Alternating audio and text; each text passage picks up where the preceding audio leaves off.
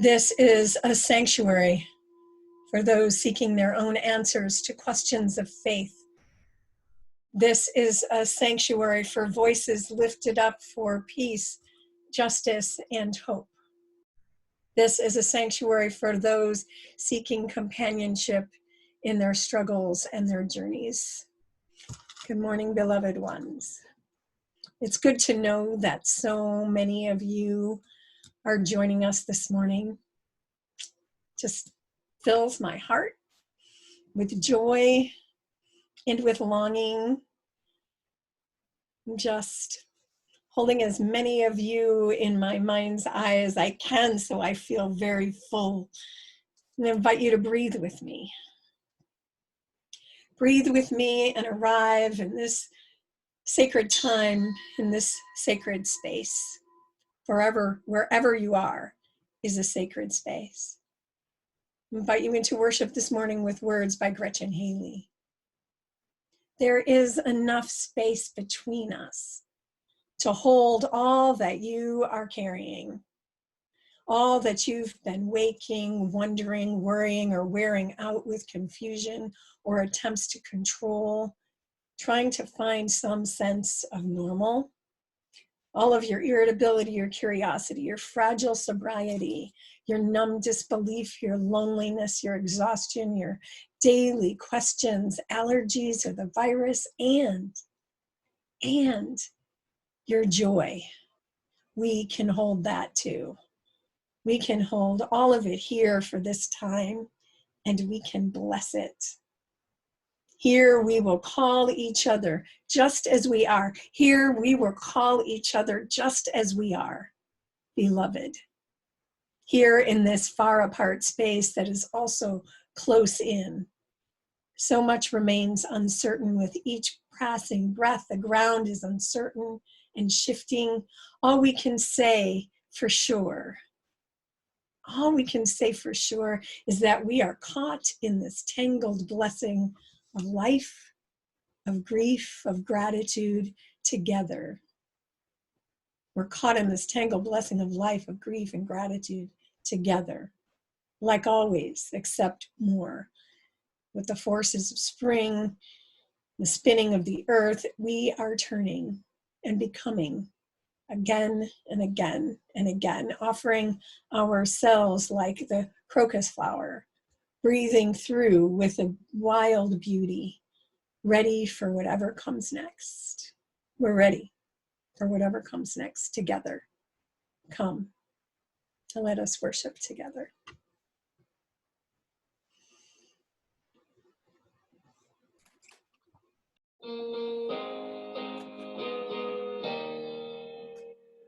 When our heart is in a holy place, when our heart is in a holy place, we are blessed with love and amazing grace. When our heart is in a holy place, when we trust the wisdom in each of us, every color, every creed and kind, and we see our faces in each other's eyes, then our heart is in a holy place.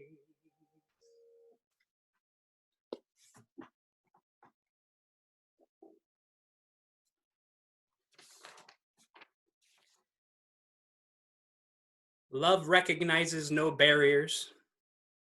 It jumps hurdles, leaps fences, penetrates walls to arrive at its destination full of hope.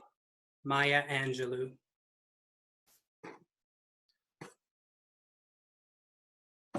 Love certainly recognizes no barriers. Currently, we are practicing social distancing in hope of slowing down the current pandemic. We cannot be in a physical space with one another at this time, but the love we share in our community at Palomar Fellowship will not keep us from finding ways to connect with one another. Picking up the phone or FaceTiming to check in on family and friends, to make sure they are doing as well as they can under the current circumstances, and doing their part to keep themselves and our local communities healthy.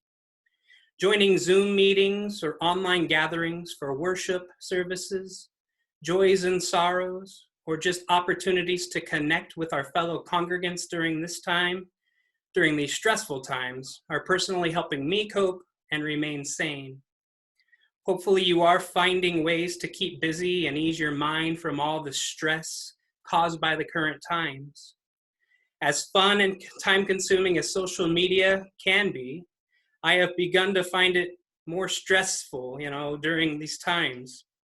I have to socially distance myself from Facebook and Instagram just for my personal own well-being.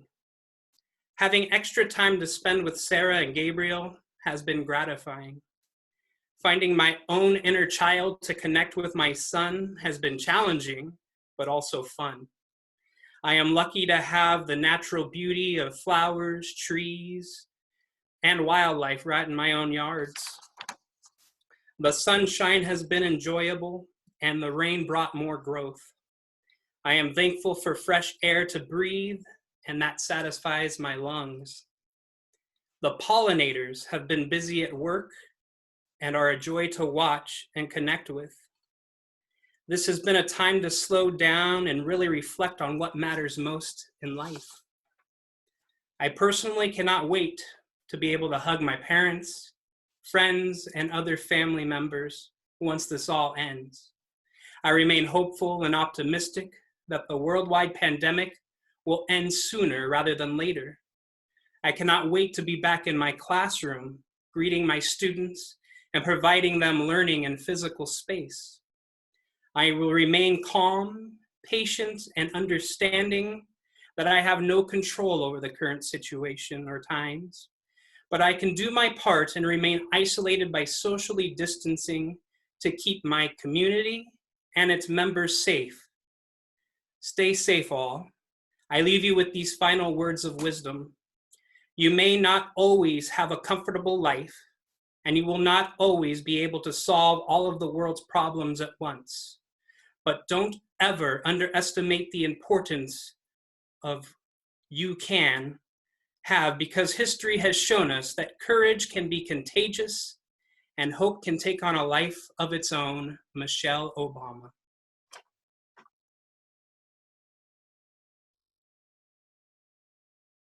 Hi, friends. I'm auntli-anne, she, her, hers, and I am so excited that I get to share a story with you all today.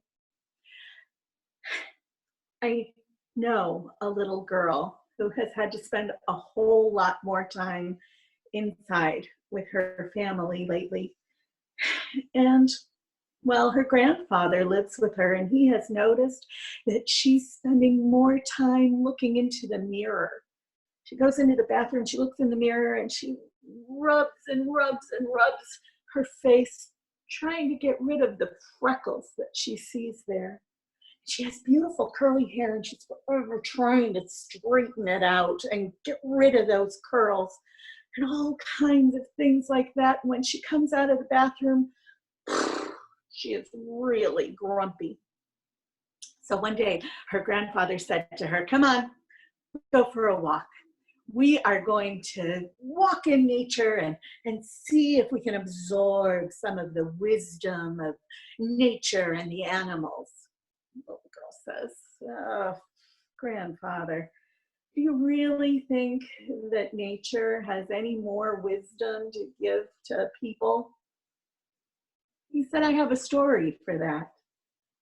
There once was a man who was given the gift of being able to change one characteristic on any animal. Oh, he was so excited because there were so many things that he would have liked to change. Look at the lion," he said, "his hair is so crazy. Oh, I'm sure he'd want to change that. Or the giraffe with her long neck.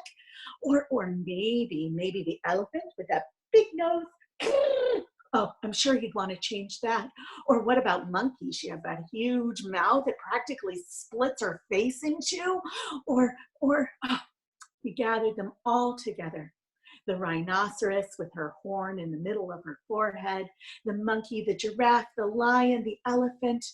He brought them into a circle and he said, I can change one of you. If you want one thing removed or changed or made more beautiful, just let me know and I will change it for you. And the elephant took that big nose and turned it up and looked at the giraffe. But the giraffe, she swung that huge neck down and looked at the rhinoceros. The rhinoceros took that horn in the middle of her face and turned it to the lion, who put his claws through his long hair and turned to the monkey. And that monkey, well, the smile on her wide face split it in half, and she giggled, oh, oh, and giggled, oh, and all the animals turned and walked away. There were no takers for the man's gift. The little girl looked up at her grandfather. I guess in this case, those animals were a lot wiser than that human.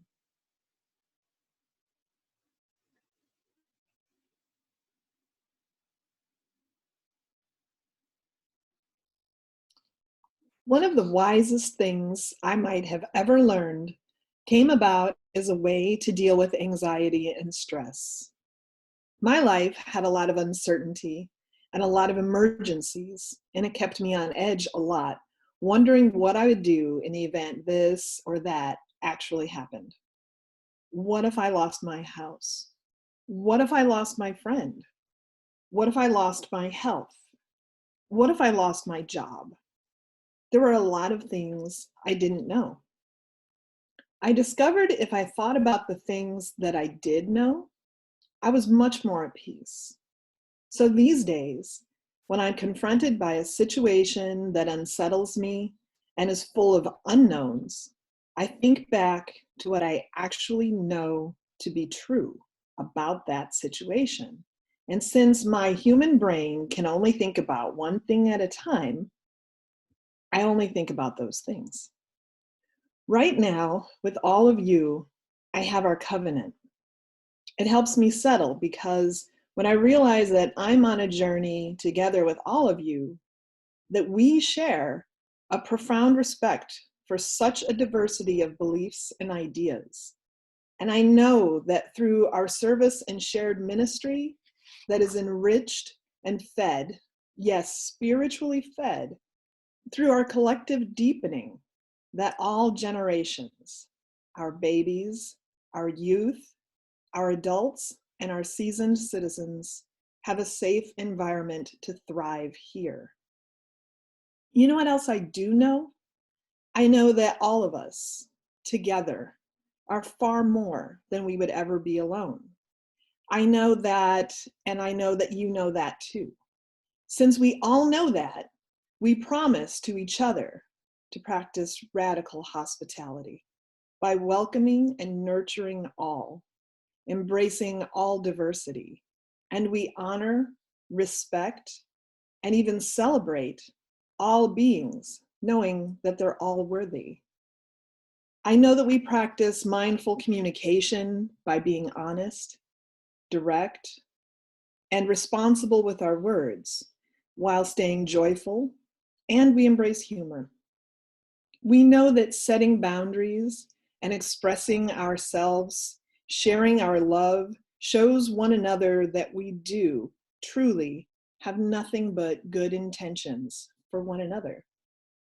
I know that we listen with our two ears and that we speak with just our one mouth when we share our truths with one another, show compassion, express our appreciation, forgive one another, and even, or especially, welcome one another back into covenant.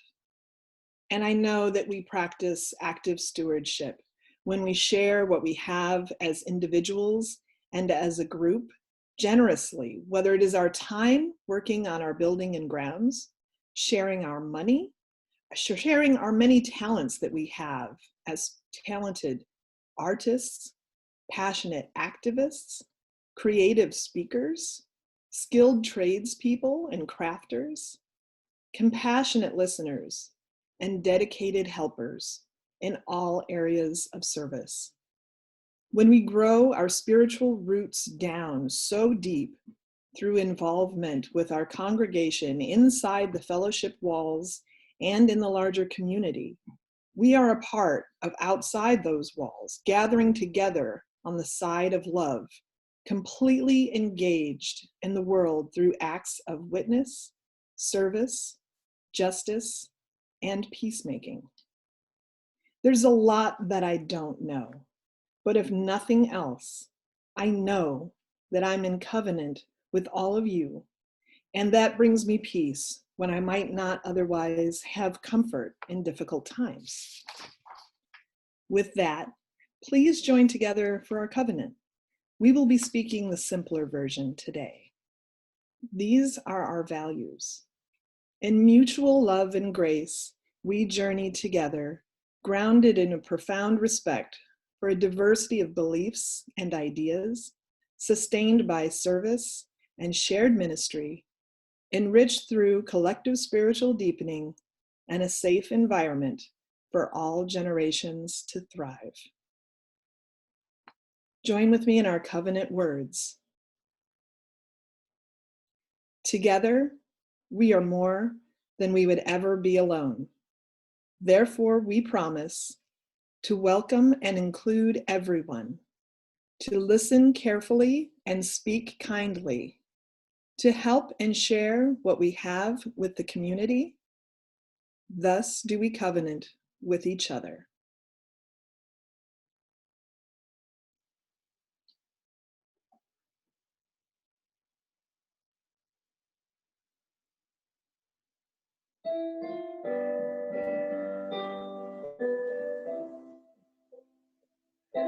Spirit of life, come unto me.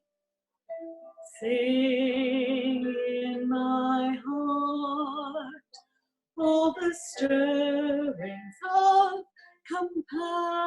compassion.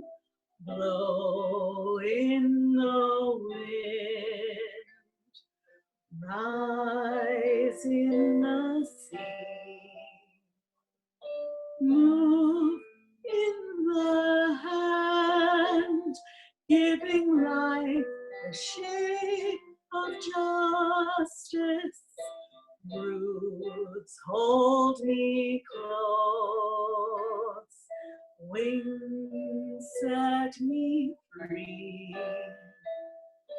Spirit of life, come to me, come to me.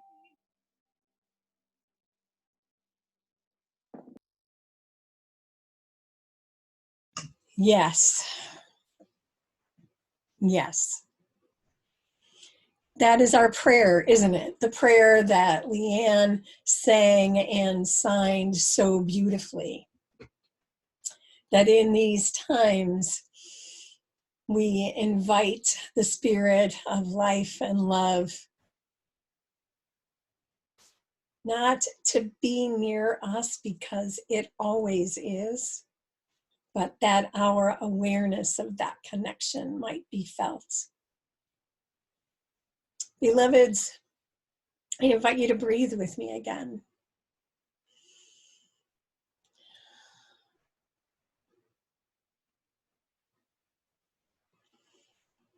Do it again.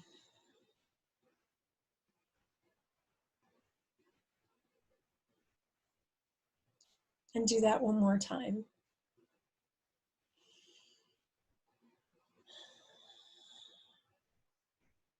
Our breath comes fast these days, or we're holding it. Slowing down and breathing invites us to be present to what is. I invite you to be present to that place in your body that is your knower, and open to the knowing and to the feelings and to all that is in this present moment.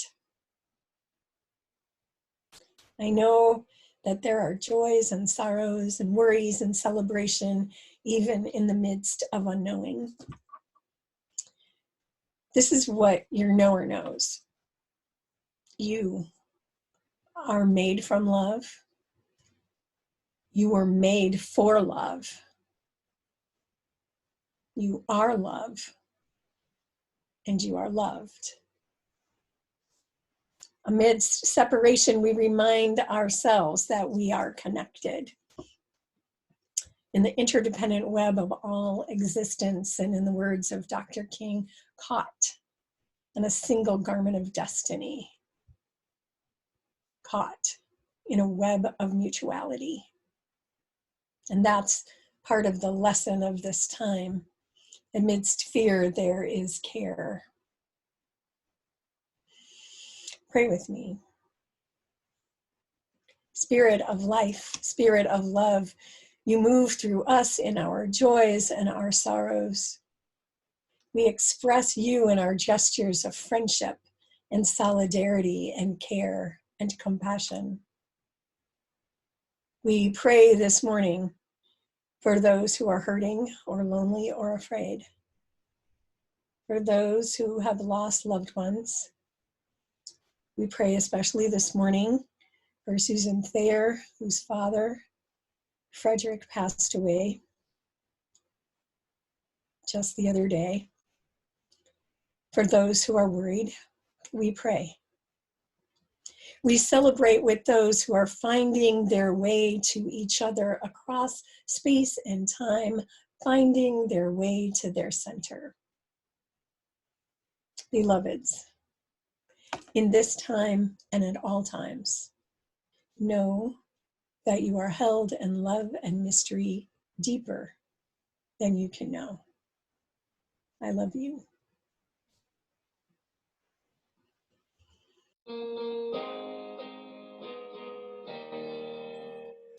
When our heart is in a holy place, when our heart is in a holy place, we are blessed with love and amazing grace. When our heart is in a holy place, when we tell our story from deep inside, and we listen with a loving mind, and we hear our voices and each other's words, then our heart is in a holy place.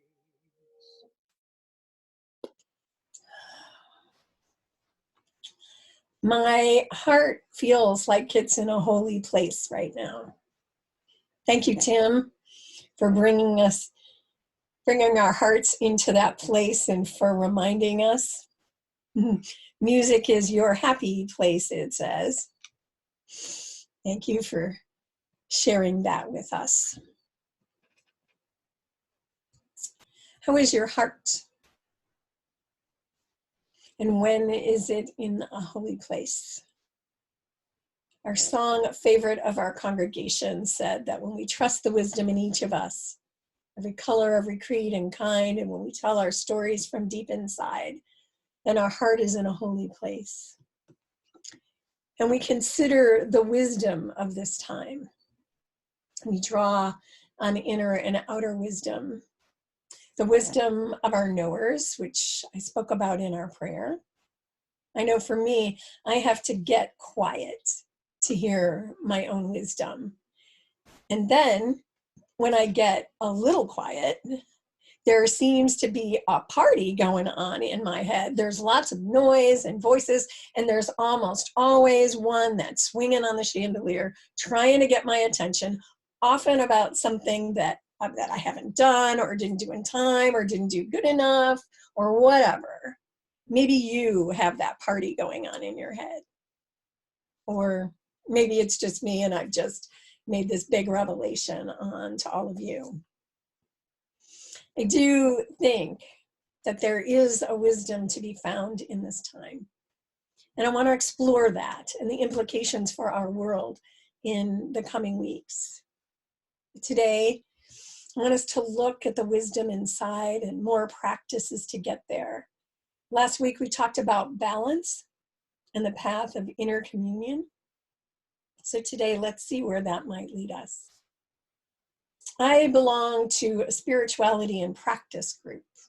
They send out resources and practices, and of course, the focus has turned on practices in the time of COVID-19. So here are a few practices that I've been working with this week, and I offer them to you, to see if they might help. The first, and I know it's helpful for me if I acknowledge what is going on with me, just what's happening inside me, including any fear or uncertainty.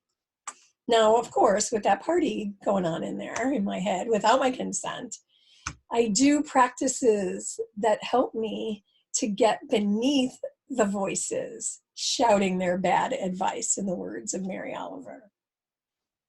And so when I am still, just enough, I can say hello to fear and uncertainty and feelings that may be challenging. So what does that acknowledgement do? Don't we want to forget those feelings or ignore them? I don't think so. Those feelings are real and they tell us something. It doesn't mean we invite them to the party too. It's just that we say, yes, there you are. It's a scary time. And rather than try and pretend that they aren't there, because believe me, that's when they jump on the chandelier, looking for our attention. Just an acknowledgement. And then what? Once we acknowledge the things that we would like to forget, we can nourish positive emotions. This is from the tradition of Thich Nhat Hanh. Breathing in, I experience calm in me. Breathing out, I smile at the calm in me. Breathing in, I experience joy in me. Breathing out, I smile at joy in me. Breathing in, I experience equanimity in me. Breathing out, I smile to the equanimity in me. Breathing in, I experience openness in me. Breathing out, I smile to the openness in me. Breathing in, I experience happiness in me. Breathing out, I smile to the happiness within me. Now, I have to tell you that when I first encountered the practice of smiling in that tradition, breathing in, I smile, breathing out, I smile, and I was often doing that when I did not feel like smiling. I'm like, what is this? Is this kind of a fakey thing that I'm supposed to be doing? And it's really how I've experienced it, is it's about acknowledging and being present to those positive emotions. Smiling is a sense of being with what is. And here's the good news, is that we can still feel calm and joy and openness and happiness, even in the midst of everything. And I see it and I hear it from so many. Taking pleasure in the family and friends and neighbors reaching out. This morning, the governor of New York, Governor Cuomo, was talking about the ways that we might have pleasure during this time. And he went into a big story about his Italian family and the tradition that of his grandmother, where everyone would gather around the table and eat meatballs, and the dinner would go on for 2 hours.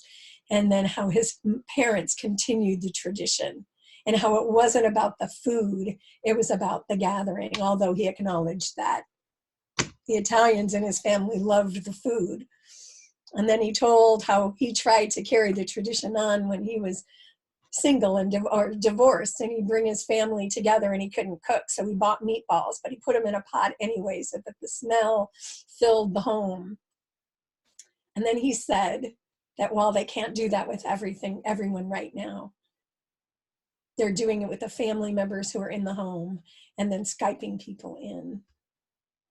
That's about creating that sense and pleasure in what we have in this moment. And it's okay to take a break from the news, from social media, except for when we're on Zoom.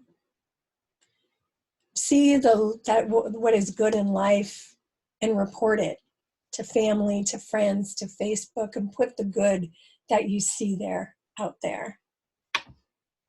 And finally, one piece of wisdom from the Buddhist tradition that spirituality and practice suggested is that spiritual practices are the things that we do to keep us connected to the source, whatever that is for us.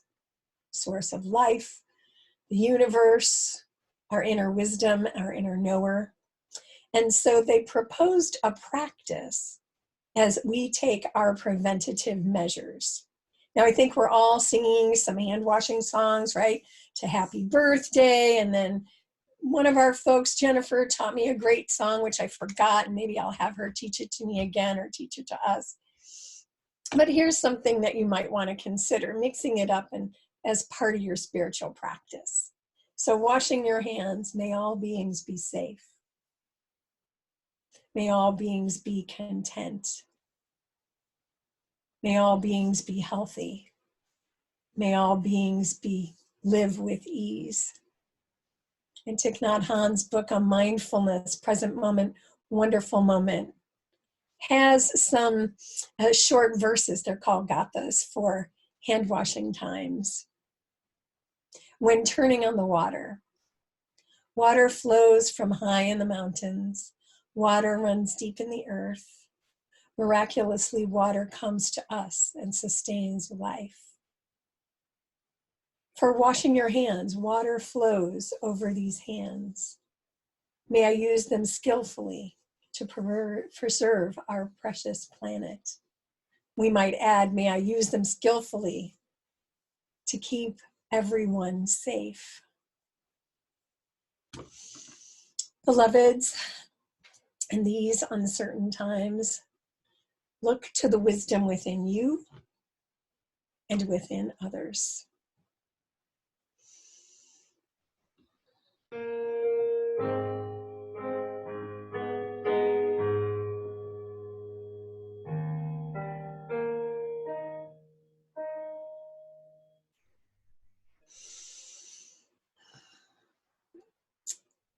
Part of the way that we support our community and live our values is by receiving a collection. Usually it's each week in person, but we're doing that in numerous ways these days.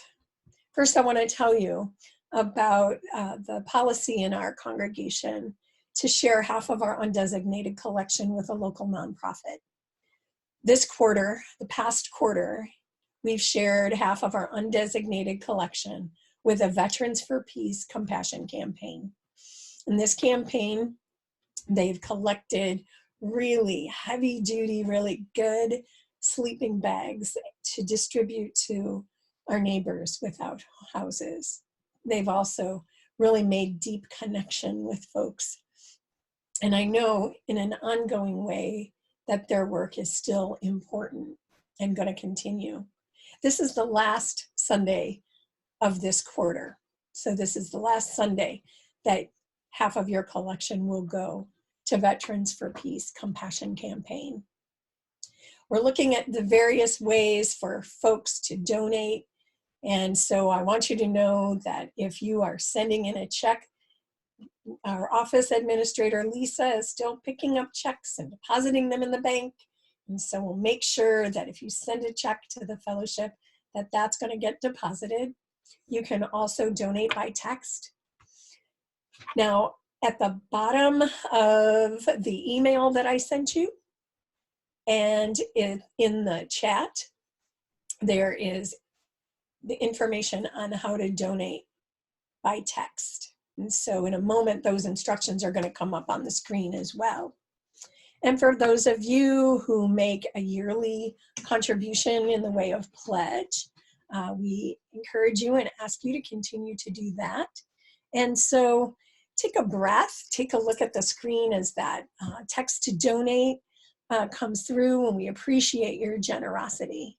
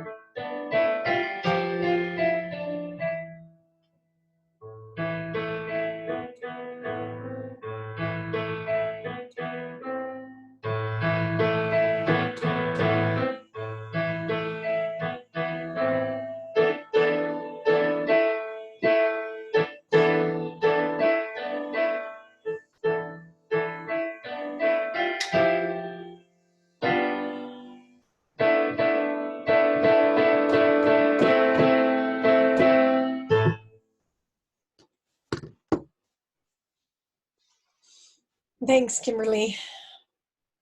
And thank you all for joining us. And just know throughout the week, there are various ways to stay connected. I'm holding open office hours, or what I've been encouraged to call chat with cats, because my cats sometimes put in an appearance. Otherwise, you don't have to bring your companion animals to that one, or you can, but come with tea or coffee or a beverage, and we just get together for an hour a couple of times a week, and I'll send those times out for you. And then we'll be having a Vesper service again on this Tuesday at 4 o'clock. So stay tuned for ways to connect with that. Just want you to know that we are here for you. And I leave you with words from the Reverend Wayne Arneson. Take courage, friends. The way is often hard. The path is never clear, and the stakes are very high. Take courage, for deep down, there is another truth. You are not alone.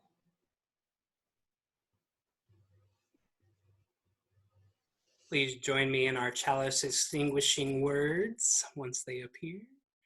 Although we extinguish this flame, we carry in our hearts the light of truth, the warmth of community, and the fire of commitment until we are together again.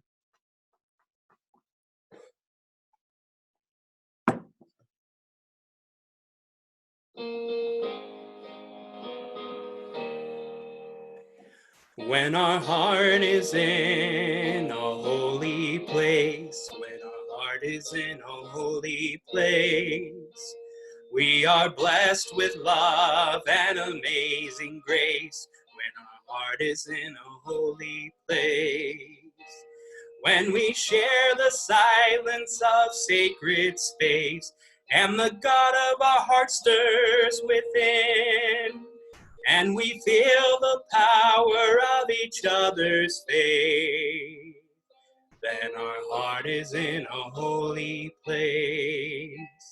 When our heart is in a holy place, when our heart is in a holy place, we are blessed with love and amazing grace. When our heart is in a holy place, when our heart is in a holy place.